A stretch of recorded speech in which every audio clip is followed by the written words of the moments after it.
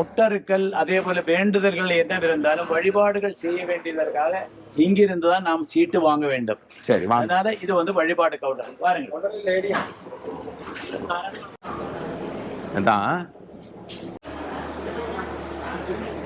அந்த பேரு நட்சத்திரம் அந்த முட்டு என்ன முட்டுன்னு எழுதி இங்க கொடுக்கணும். அந்த கவுண்டர்ல கியூ நிக்குது.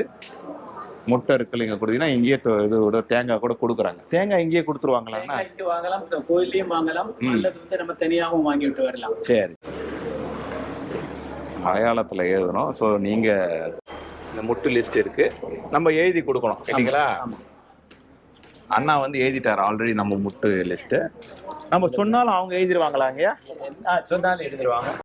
இப்படி வந்து மலையாளத்துல எழுதி கொடுக்கணும். மலையாளம் தெரியலன்னா நம்ம சொன்னா அவங்க எழுதி கொடுத்துருவாங்களா? மலையாளம் தெரியலன்னா நீங்க இங்கிலீஷ்ல கூட எழுதி கொடுக்கலாம். ஆமா, அவங்க வந்து இங்கிலீஷும் தாராளமா படிப்பாங்க. அதனால மொழி ஒரு பிரச்சனையே இல்லை இங்க. சரி சரி. இந்த திருக்கோயிலை பற்றிய முழு விவரங்களை தெரிந்து கொள்ள எங்களுடைய கோ டெம்பிள் யூடியூப் சேனலில் பாருங்கள்.